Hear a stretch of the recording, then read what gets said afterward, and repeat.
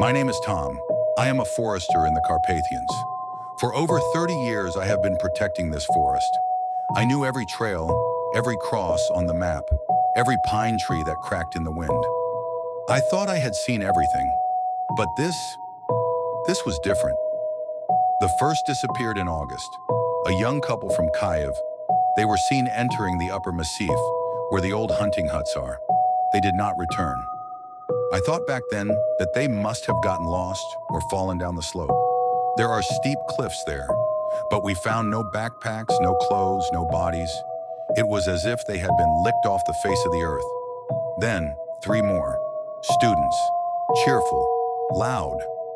I saw them that day, asking about local legends, laughing, and a day later, silence. The phones were dead. The forest was silent, and the forest should not be silent. It should sing with the wind, with birds, with the crack of branches, and it was quiet, like before a storm. Then the investigation team arrived, 5 of them, young, confident.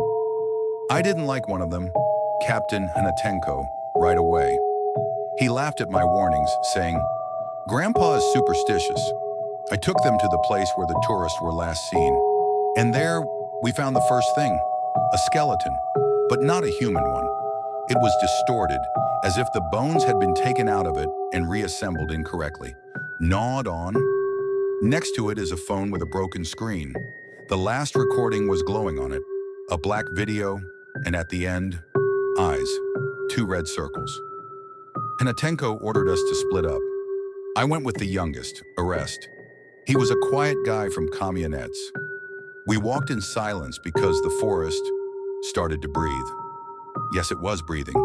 The ground under our feet was trembling. The branches seemed to bend behind us.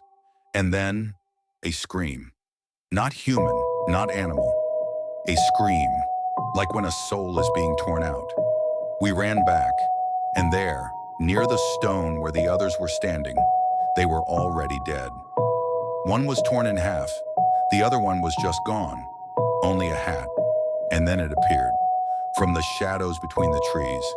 It was tall, with a head that touched the branches, skin like tree bark, with blood between the cracks. And the eyes, hellish, red. They did not shine. They glowed. Oris froze. I grabbed him, shouted, but it was already above us. It was not running. It was sliding, like a shadow, like a disease.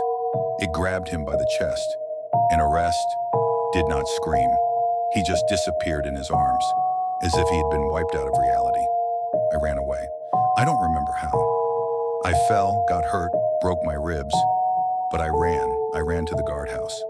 I stayed there for 3 days. The forest was quiet again, but it was no longer natural. It was waiting.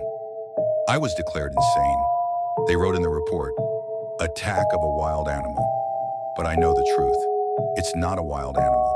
It's something old, ancient. It is hiding in the depths of the forest, where people do not go. Perhaps it is the very spirit of this forest, offended, hungry. Last week I went back there. I don't know why. Maybe to put an end to it. Maybe to ask for forgiveness. I stood where I last saw Orestes. The trees did not rustle. The birds were silent. And then I felt someone breathing, right behind me, hot, moist, with the smell of raw blood. I turned around slowly, and there, between the 2 pines, it was. It was looking at me.